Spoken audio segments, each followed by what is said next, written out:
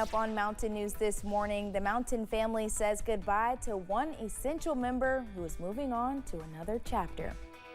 Dedicated to Eastern and Southern Kentucky, this is WYMT Mountain News this morning. Good morning, I'm Madison Carmouche. We are coming up on 5 a.m. on May 15th, 2024. Let's check in with meteorologist Tim Drawbridge for a look at your forecast this morning. Good morning, Madison. Good morning, everyone. Little fog to start off things here in the heart of Perry County on a Wednesday morning. Some of you, though, the visibility even lower than this. It is 59 outside our door here at WYMT. And speaking of the Harlan, your fog report coming in pea soup thick, zero visibility. A quarter of a mile at Williamsburg, 5-mile visibility up at Jackson. Temperature-wise, pretty uniform like the last few mornings, 55 to near 60. Some of us, though, lower 60s. We kind of flip-flop things versus south and west. It's north and east this morning. All right, we do have some showers along the 64 corridor with some heavier bursts of rain around New Circle Road in Lexington, but eventually some drier air does make it in here. The question is when, right? Breaks of sunshine today, showers, scattered thunderstorms, and a forecast high later this afternoon up to 72. More about when that drier air can arrive. The First Alert 7-day forecast coming up in a few moments. Madison? All right, Tim, thank you. Yesterday morning, a longtime member of our mountain family, WYMT Chief Forecaster Brandon Robinson, announced his retirement. May 14th marked Brandon's 17th anniversary with the station. While he served in many areas while working here, he spent most of his time on air, ensuring safety during extreme weather events. He has become more like family to our viewers, and since his first diagnosis, he has been transparent about his battle with brain cancer and recent expressive aphasia diagnosis. That's why I made the decision to retire. Not because I wanted to, because I have to. Plus, I'll get to spend more time with my beautiful wife, Stephanie. While this week is sad for us at the station, we are choosing to be happy for Brandon's next chapter. A new report from the CDC shows drowning deaths surged during the pandemic years. They also found it was disproportionately worse for minority communities. Jeremy Toms talked with a Lexington lifeguard trainer about the trends and the importance of water safety. The pools and parks around Lexington remain drained and dry for now.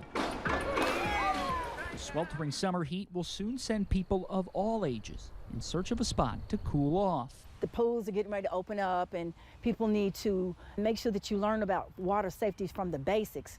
Lifeguard instructor Naida Girton has devoted more than 40 years to teaching swimming and water fitness. In recent years, she has noticed changes. Yes, there's a huge difference with the capabilities and the education of minorities. The CDC reported drowning deaths surged in pandemic years, disproportionately so among the Black and Hispanic communities. And that really hurts me because I try so hard to educate the community. The highest death rates were among young children, and Girton notes that the window to learn is slim. Learning how to swim first, that takes about 3 to 6 months.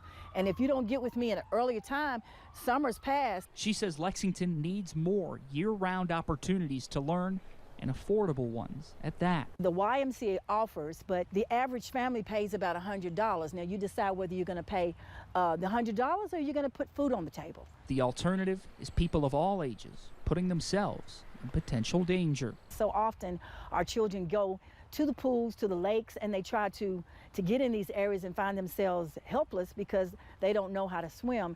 In Lexington, Jeremy Toms, WKYT. On July 10th, 2023, one Corbin High School student jumped into action to save the life of someone experiencing a heat stroke. Yesterday, that student received a special honor that's presented to very few people. WYMT's Jack Demler has more from a local hero. An instinct to help those in need? You don't really think too much about what you're doing. It's more so just muscle memory. And so we hear the call for help and we jump in and we go over and help. Ended up saving someone's life. The camp doctor, there's a doctor that's there, he called me and said, hey, Jason's actions saved this kid's life. He said, had he not got him in the recovery position and remained calm, he said this kid might not have made it. A freshman at the time in the Corbin High School JROTC program, Jason Post swam 100 yards to save someone experiencing a heat stroke. He didn't look to be moving. He wasn't talking or anything. So I mean, I kind of freaked out at first, but I put on my calm face and I did what I was supposed to do. An instinct to help he has always had. Ever since I was little and I could understand things like that, I've always really wanted to help. So I mean, it's just in me. On Tuesday, the act of saving someone's life led to Post receiving a Medal of Heroism. It means everything. I'm happy to be receiving it, but at the end of the day, it was my job. An honor that speaks to his character and the program. If you don't push yourself, you're never going to save someone's life. And I just think it speaks volumes for Jason. It speaks volumes for our program and the training and teaching that we give these young men and women. Honoring the heroes of the mountains. In Corbin, Jack Demler, WYMT Mountain News. Colonel Farley says in his 12 years at Corbin, Post is the first person to receive an honor of this level. Thanks for getting your day started with us here on Mountain News this morning. When we return, a U.S. official made the trip to Ukraine as Russia gains more ground. Some of us waking up this morning to some showers, some of us dealing with some fog issues. Well, how do things actually play out the rest of the day? We'll let you know the First Alert 7-day forecast with how warm we get as well. It's all coming up right after this.